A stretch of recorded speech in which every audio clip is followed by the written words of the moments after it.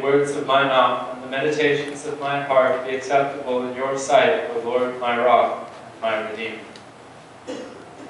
Please be seated.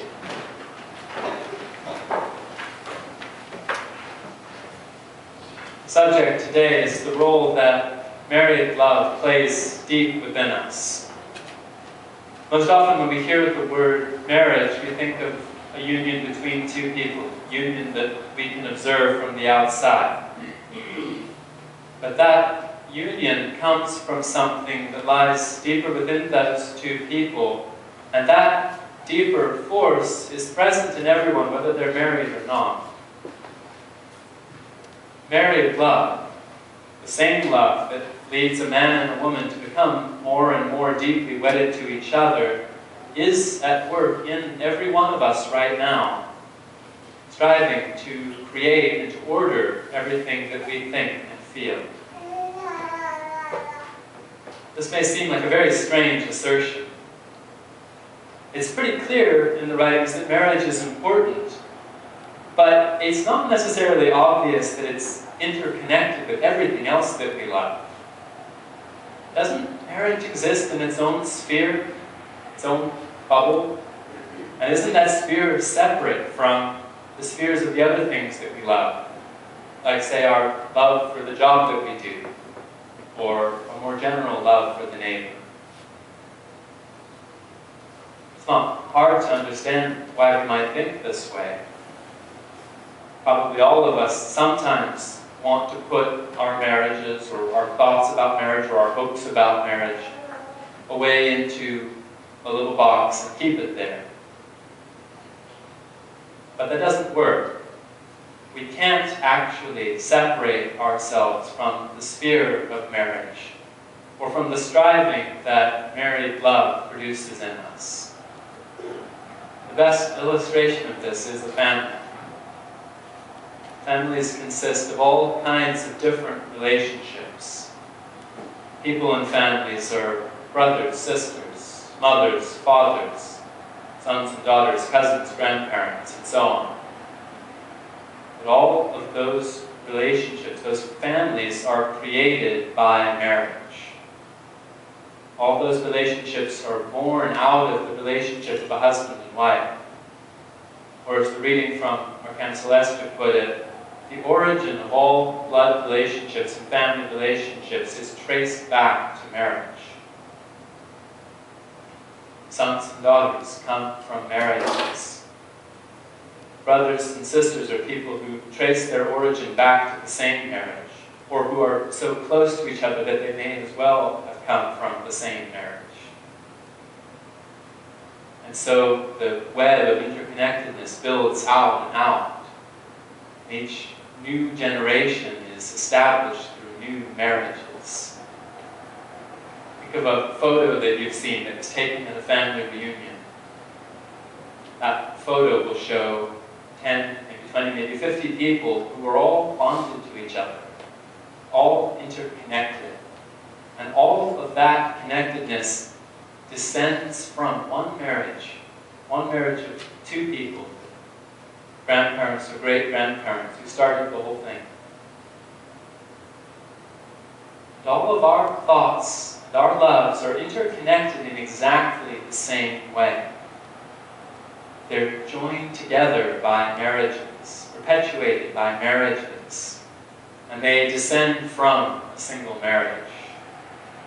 As we heard in the reading, from the marriage of good and truth in heaven, all loves are descended, which are such as the love of parents for their children, the love of brothers for one another, and the love of relatives on down in their order according to their degree of affinity. In another place we read that all things which exist with a truly rational, that is a regenerate person, all of the things that constitute his affections and his perceptions and his thoughts are interconnected as blood relationships and relationships by marriage. And in yet another place, married love is the beginning from which all loves originate and branch out.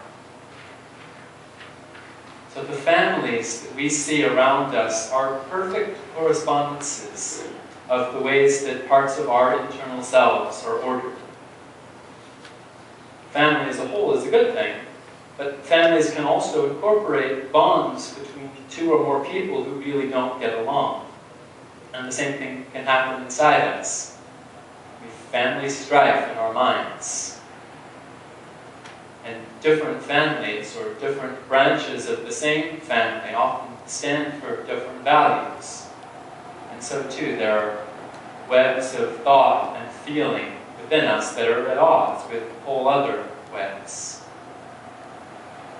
Our good loves are united in that they all come from the Lord, from the marriage of love and wisdom. But the writings talk about whole other families within us that are descended from a single false assumption as the father.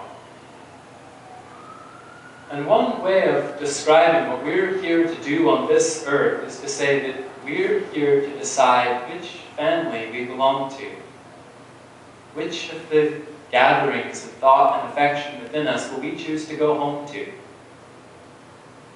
If we choose to be a part of a heavenly family, we're choosing to be a part of something that descends from the love of marriage that the Lord has given us.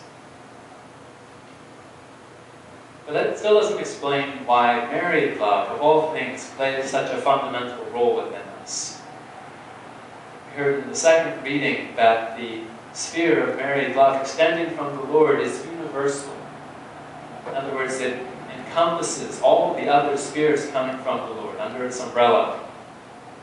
And that includes spheres of protection, of reformation and regeneration, innocence and peace. These are not trivial spheres. Regeneration, innocence, and peace are some of the most precious and the most important things in creation. So how is married love like a parent to these things? One way to answer that question would be to say that all of our loves are derived from the marriage of good and truth, and not so much from the married love that a husband and wife share. After all, the reading did say that loves in heaven are descended from the marriage of good and truth. So we might say the marriage of good and truth is this profound, abstract thing. So it makes sense that our loves could descend from that. But love between a husband and wife, that's ordinary. That can go in a box by itself. It's not that far-reaching. But that answer creates a false distinction. Because the married love that a man and a woman feel makes them into real forms and reflections of the marriage of good and truth, if they receive that marriage from the Lord. We can't actually separate that abstract idea of joining good and truth together from the real things that are like a body for that joining. And that body is the desire that men and women feel to marry, to join themselves together. In order to really understand this, we need to unpack what's even meant by the marriage of good and truth. Probably a lot of us, when we hear that phrase, get this sort of dim idea of someone taking good and truth and smushing them together like an ingredient in a pot. But goodness just means what we love, what we desire, what we want. And truth is what we understand about the way to make that goodness real, the way to make it happen. So the marriage of good and truth is described as thinking what we will and willing what we think. It's joining together desire and understanding so that something can happen. So this marriage is fundamentally about creating. It's about bringing together the things in our minds that belong together so that something new can be made. And this is why married love holds such a fundamental place within us. This love is about making our mind whole so that it can produce something. The love between a married couple is an expression of that love. The love that a husband feels for his wife and a wife feels for her husband exists because truth belongs to good. Good belongs to truth. And together they make something. When a man and woman come together, they can literally produce new life. That fundamental impulse, the impulse to join together things that belong together, extends into all of us, whatever the state of our external marriage. We can work to join good and truth together if we're unmarried, if we're divorced, or if we're married to someone that we really don't feel close to. Because goodness and truth don't come from our married partner. They come from the Lord. Everything good and true is from the Lord. He gives us these things, and He's designed our minds so that our first and deepest impulse is to join them together and use them. That desire is able to find a whole and a complete expression in a person's love for his or her married partner. But even without that outward expression, the inclination to marry or to join good things together is present within us and is apparent to all of the good loves that we experience. So what are the implications of this teaching? What does it actually say about how we should think and behave? One fairly clear implication is that our attitude towards marriage says more about us than we might think. The way that we treat marriage says more about us than we might think. We live in a world that often marginalizes marriage. Culturally, we understand that love is important, but how often do we, as a culture or as individuals, demonstrate that in practice what we value are the skills and the habits that lead to what we call success? How hard is it to imagine somebody saying, look, it's great that he loves his wife, but anybody can love his wife. It takes something special to make this company run. What would it look like if we were all willing to assert that a deep and a lasting marriage is never commonplace, never to be taken for granted, and that the people who make those marriages are perhaps the people who have moved the biggest mountains of any of us? On an even more practical level, what do our actions say about how important marriage is to us? For a lot of married couples, this boils down to how much of your time and energy are you willing to set aside for your marriage. We can't always have perfect control over our schedules, but whether or not we make time for something is often the bottom line about what's really valuable to us. And there's a host of other things that make a statement about how we hold marriage. Do we make dirty jokes? Do we look at dirty pictures? It's easy to pass these things off as harmless, but they can be affecting our minds on a pretty fundamental level. And by the same token, if we do respect and honor marriage, and make that respect a part of our behavior, then that establishes a healthy pattern in us that runs deeper than we might think. Another implication of this teaching, the final one for today, maybe the most profound, is that if all of our loves are descended from marriage, then they must have something of the quality of marriage in them. This means that an understanding of what marriage is meant to be, that is what the Lord means it to be, can help us to have a deeper and a clearer understanding of everything that's good and useful. Marriage, in a sense, is the basic unit of a pattern. And that pattern creates our minds and the whole of the Lord's kingdom. And if we look at His creation in those terms and watch to see His handiwork, we can start to get it.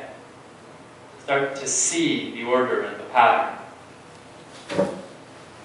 And as far as our own lives are concerned, the same qualities and behaviors that would make a marriage work are likely to be the qualities that work best for us in all the areas of our lives.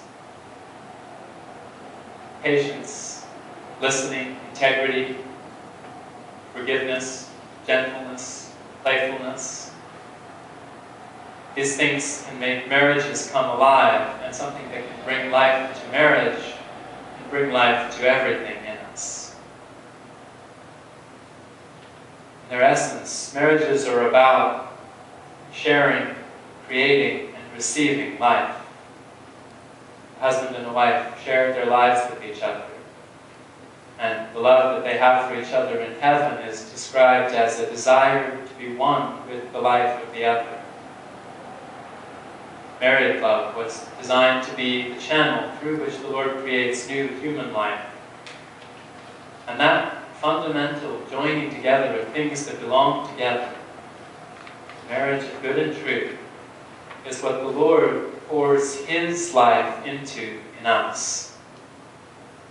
It's a blessing that starts deep within and unfolds throughout us as generation after generation of new loves. Every one of those loves is born out of striving and has that striving within it. Striving to take what the Lord gives and make something with it. Amen. Please rise.